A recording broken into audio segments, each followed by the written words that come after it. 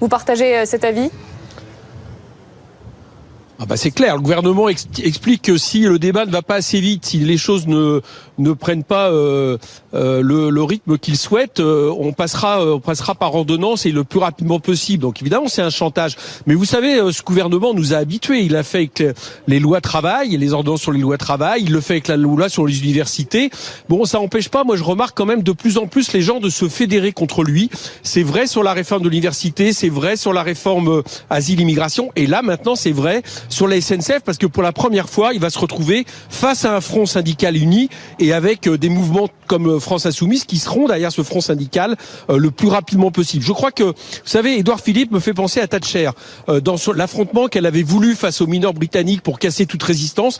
J'ai l'impression que le Premier ministre veut, et Monsieur Macron veulent la même chose. Ils veulent casser toute résistance en France en essayant de s'opposer aux secteurs qui sont encore les plus mobilisés. J'espère qu'il se cassera le nez et que nous garderons un service public ferroviaire. C'est une question écologique et sociale et d'aménagement du territoire. Alors, dans le même temps, on comprend vos réserves. Le gouvernement ne touche pas aux petites lignes qui sont déficitaires et qui coûtent de l'argent, et il ne touche pas au régime de retraite des cheminots.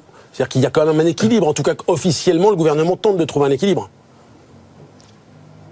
Non, vous n'avez pas bien entendu le Premier ministre. Le Premier ministre a dit que le régime de retraite des cheminots, là n'est pas la question, parce qu'il deviendra le régime des retraites de tous les Français. Et comme on annonce dans l'an prochain une casse là aussi du régime des retraites, avec le fait d'introduire la régime par points qui tourne le dos à la régime actuel des retraites, bah on peut dire que comme le statut, tout ça sera normalisé. D'ailleurs, j'entendais Monsieur Édouard Philippe qui nous disait c'est finalement le contrat de travail de tous les salariés qui sera appliqué aux cheminots. On voit bien que le premier étage a été d'abaisser par le bas le contrat de travail avec les lois de Madame Pénicaud, et maintenant c'est de normaliser tout ça. C'est un nivellement par le bas de tous ceux qui travaillent dans ce pays au service des mêmes, c'est-à-dire ceux qui vont pouvoir être actionnaires d'entreprises privées du rail, ceux à qui le gouvernement fait des cadeaux fiscaux mirifiques. Voilà, c'est un gouvernement pour les riches et contre les salariés, qu'ils soient du privé ou du public, qui fait pas de différence.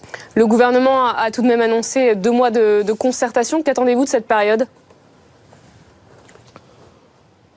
Écoutez, à mon avis, rien, puisque la concertation, c'est on propose un projet, on discute avec les syndicats, et le projet, il faut qu'il soit exactement à la sortie comme il était au début.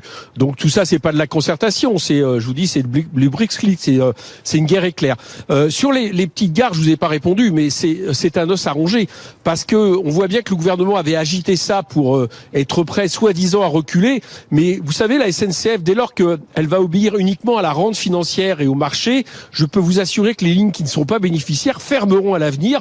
On l'annonce pas, c'est tout, mais ça sera le cas, comme d'ailleurs malheureusement c'est le cas de nombreuses gares et lignes ferroviaires aujourd'hui en France. Beaucoup de nos concitoyens n'ont plus le train, et c'est un vrai problème, parce que le train, c'est la garantie d'égalité, c'est la garantie de l'aménagement du territoire, et en ces temps de réchauffement du climat, ça devrait être vraiment la priorité en termes de moyens de transport. Merci beaucoup Éric Coquerel d'avoir été avec nous en direct pour réagir donc à ces annonces du Premier ministre un peu plus tôt dans la journée. L'actualité, on l'a vu d'ailleurs.